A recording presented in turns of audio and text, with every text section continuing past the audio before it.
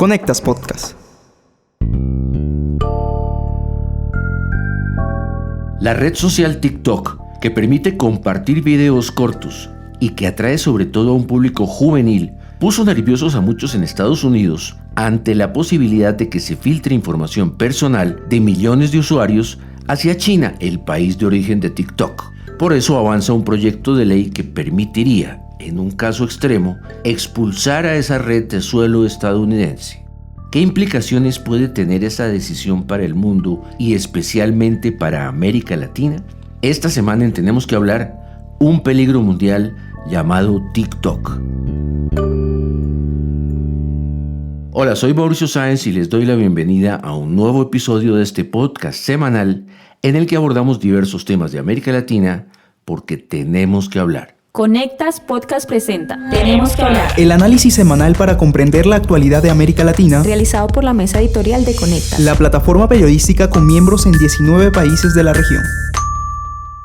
TikTok is owned by ByteDance, which is majority owned by global investors, and we have 3 Americans on the board out of 5. You are right in pointing out that over the last 3 years, we have spent billions of dollars building out Project Texas. Escuchábamos la voz de Shou Zi Chew, presidente de TikTok, cuando compareció ante el Senado de Washington el 31 de enero de este año. El ejecutivo explicaba que TikTok ha gastado millones de dólares en proteger la información personal de los estadounidenses. Pero por lo visto no convenció mucho, porque ahora la cosa va en que para evitar que echen a TikTok de Estados Unidos, su matriz, la empresa china ByteDance, deberá vender sus acciones y ceder el control de esa red social. Por supuesto, Beijing ha dicho enérgicamente que no espía a nadie y que no hay evidencia alguna de que TikTok amenace la seguridad nacional de Estados Unidos. Para hablar sobre este tema se encuentra hoy con nosotros Carlos Gutiérrez, editor de Conectas. Hola Carlos, ¿qué tal? ¿Cómo estás? Bienvenido. Hola Mauricio, como siempre es un gusto estar acá contigo. Carlos, ¿qué tanto hay que temer a TikTok? Pues se trata de un tema que no es tan simple como parece. Lo primero que hay que decir es que los expertos sí reconocen que se trata de una red muy invasiva en nuestros celulares. Capta la mayor cantidad de información que puede. Pero cuéntanos, ¿qué tipo de información es esa? Pues principalmente rastrea nuestras ubicaciones, los mensajes que recibimos y el historial de nuestra navegación. Esa información es importante porque permite hacer un perfil de cada uno de los usuarios. Bueno, y es que con esos datos pueden manipular, por ejemplo, la decisión de voto de las personas en las elecciones presidenciales de noviembre en Estados Unidos, ¿o no? Existen al menos 3 hipótesis sobre la razón de fondo por la que los legisladores en Estados Unidos tomaron esa decisión. Una de ellas es esta, precisamente. Algunos expertos y los legisladores creen que sí hay un riesgo real de incidencia en la contienda electoral porque más del 40% de la población de Estados Unidos es usuaria de TikTok y en su mayoría es gente joven.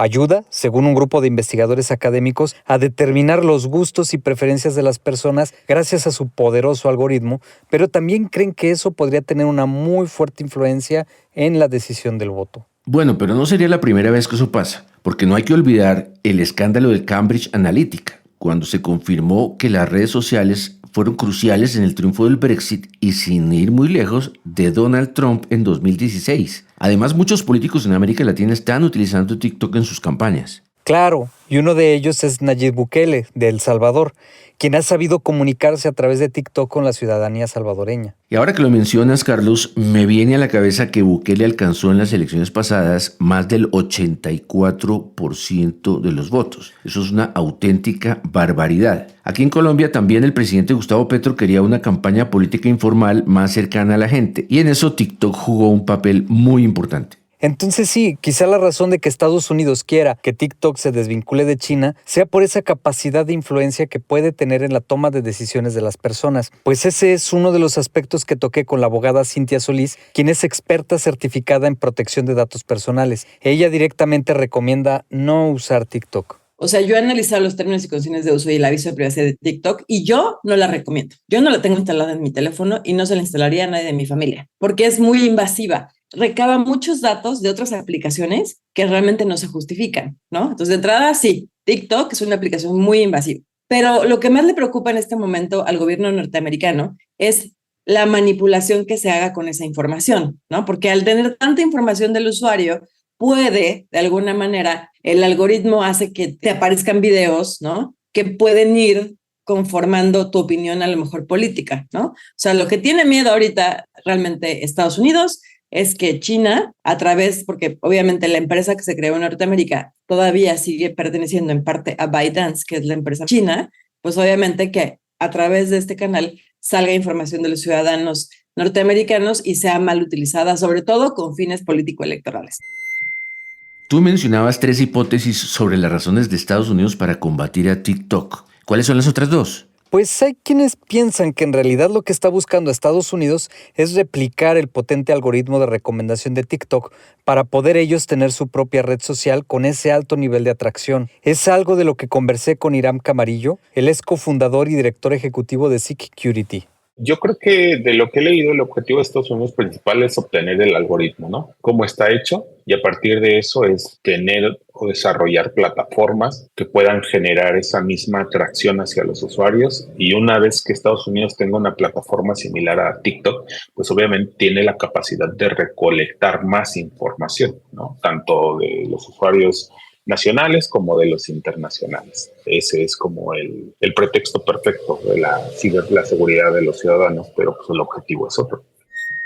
Por lo que entiendo, Estados Unidos estaría buscando hacer lo que le está criticando a China. Más bien lo que parece molestarle es que sea China quien recopile información y tenga esa posibilidad de manipular a las personas. Sí, y por ahí va la tercera hipótesis. Se piensa que en realidad TikTok ha minado la hegemonía que tiene Estados Unidos en el uso de plataformas digitales, porque las más influyentes a nivel global son de ese país, y me refiero a Facebook, X, antes Twitter e Instagram, por ejemplo. Y las cifras pues hablan por sí solas, Carlos. El país con mayor cantidad de usuarios de TikTok es precisamente Estados Unidos. Más del 40% de la población la usa. Estamos hablando entonces de más de 126 millones de personas. Te invito a escuchar lo que me dijo Juan Carlos Lara, director ejecutivo de la organización Derechos Digitales, sobre cómo TikTok está poniendo en crisis el poderío norteamericano en el mundo de las plataformas digitales. Una de las cuestiones más relevantes que hemos visto en las casi ya 3 décadas de la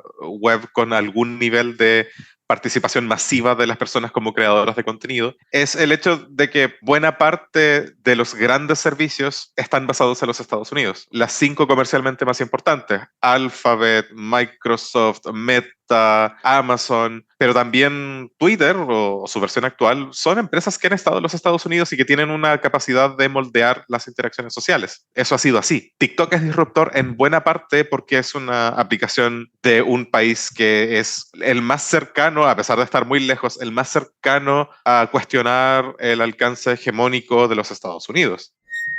Fíjate, todo esto recuerda la carrera entre Estados Unidos y la URSS en los años 60 por la conquista del espacio, solo que ahora es por el ciberespacio. Bueno, y de hecho el diario El País de España habla de que en realidad China y Estados Unidos están viviendo una guerra fría por la conquista de este ciberespacio. La periodista argentina Natalia Suazo, quien se ha especializado en temas de política tecnológica y digital, dice que hay precisamente una carrera tecnológica que Estados Unidos venía ganando, pero que ahora China le compite con bastante fuerza. Estados Unidos y China tienen hace un tiempo una disputa por una carrera tecnológica que hasta hace un tiempo Estados Unidos venía, entre comillas, ganando o estaba más adelantado.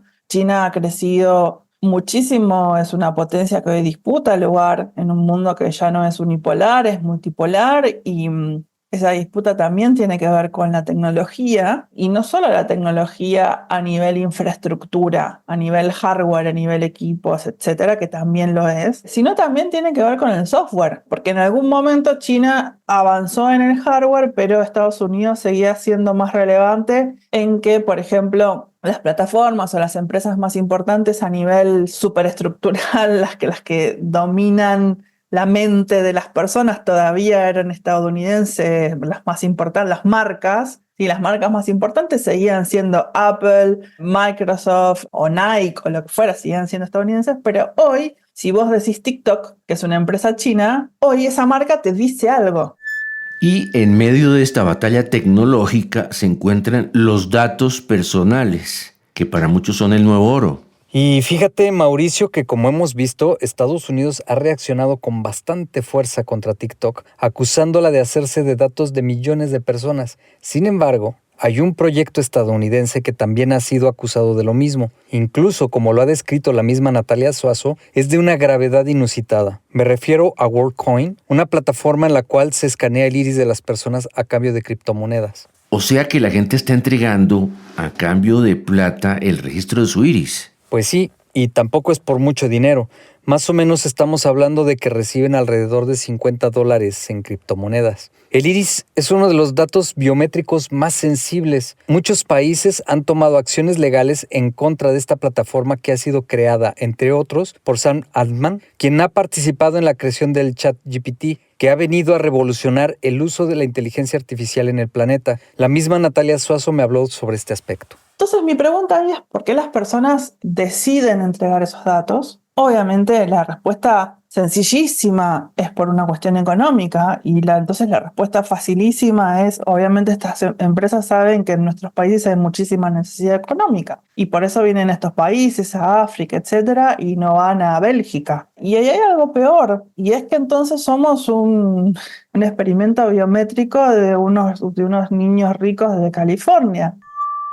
Bueno, pero ya hay países que están tomando cartas en este asunto. En España, por ejemplo, la Agencia Española de Protección de Datos prohibió el escaneo del iris. Por ahora se sabe que WorldCoin está tomando las acciones legales para evitar la prohibición y en las próximas semanas veremos en qué termina ese asunto. En Kenia y Portugal también está prohibido y otros países están estudiando esa posibilidad. Ese es el caso de Francia, Reino Unido, Alemania e incluso Argentina. Y ahora que mencionas Argentina, Carlos, me surge la duda de cómo estamos en América Latina en materia de protección de datos personales. ¿Hay avances, Mauricio? Muchos de nuestros países han buscado crear importantes leyes que protejan a los ciudadanos. Sin embargo, aún se mantienen prácticas comerciales y de gobiernos para la recopilación de datos personales que no guardan estrictos protocolos de seguridad. Entonces, las leyes no terminan garantizando la seguridad digital de la población. Eso es cierto. Recuerdo que hace no mucho, en México, se filtró al público una lista de datos personales de todos los periodistas que han asistido a las conferencias mañaneras de Andrés Manuel López Obrador. Una situación muy delicada, sobre todo en un país tan peligroso para la prensa. Y el mismo presidente dio a conocer el teléfono de una periodista porque publicó una nota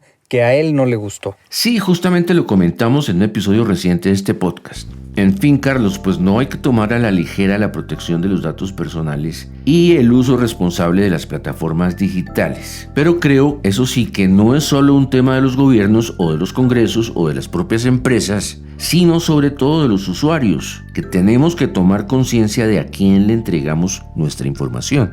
Pues muchas gracias por traernos este tema tan relevante. Muchas gracias a ti, Mauricio, y saludos a toda la audiencia. Y a quienes nos siguieron, los esperamos en la próxima edición de este podcast semanal de Conectas, porque tenemos que hablar.